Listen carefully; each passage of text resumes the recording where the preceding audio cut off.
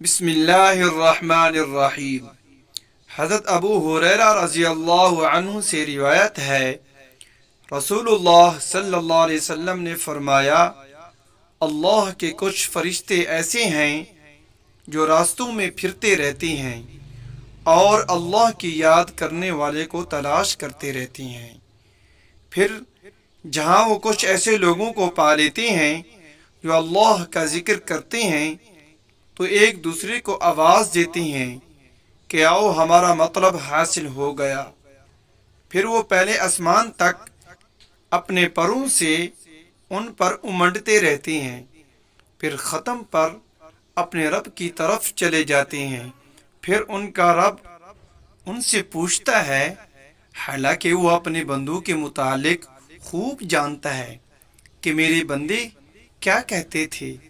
وہ جواب دیتے ہیں کہ وہ تیری تسبیح پڑھتے تھے، تیری کبریائی بیان کرتے تھے، تیری حمد کرتے تھے اور تیری بڑائی پر کرتے تھے۔ پھر اللہ تعالیٰ پوچھتا ہے، کیا انہوں نے مجھے دیکھا ہے؟ کہا کہ وہ جواب دیتے ہیں، نہیں واللہ انہوں نے تجھے نہیں دیکھا۔ اس پر اللہ تعالیٰ فرماتا ہے، پھر ان کا اس وقت کیا حال ہوتا جب وہ مجھے دیکھے ہوئے ہوتے۔ وہ جواب دیتے ہیں کہ اگر وہ تیرا دیدار کر لیتے تو تیری عبادت اور بھی بہت زیادہ کرتے، تیری بڑائی سب سے زیادہ بیان کرتے، تیری تسبیح سب سے زیادہ کرتے۔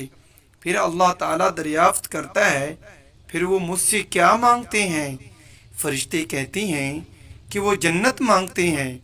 بیان کیا کہ اللہ تعالیٰ دریافت کرتا ہے، کیا انہوں نے جنت دیکھی ہے؟ فرشتے جواب دیتے ہیں، نہیں واللہ اے رب انہوں نے تیری جنت نہیں دیکھی۔ بیان کیا کہ اللہ تعالیٰ دریافت کرتا ہے، ان کا اس وقت کیا عالم ہوتا اگر انہوں نے جنت کو دیکھا ہوتا۔ فرشتے جواب دیتے ہیں کہ انہوں نے جنت کو دیکھا ہوتا تو وہ اس کے اور بھی زیادہ خواہش مند ہوتے، سب سے بڑھ کر اس کے طلبگار ہوتے اور سب سے زیادہ اس کی آرزو مند ہوتے۔ پھر اللہ تعالیٰ پوچھتا ہے کہ وہ کس چیز سے سب سے زیادہ پناہ مانگتے ہیں؟ فرشتے جواب دیتے ہیں، دوزخ سے۔ اللہ تعالیٰ پوچھتا ہے، کیا انہوں نے جہنم کو دیکھا ہے؟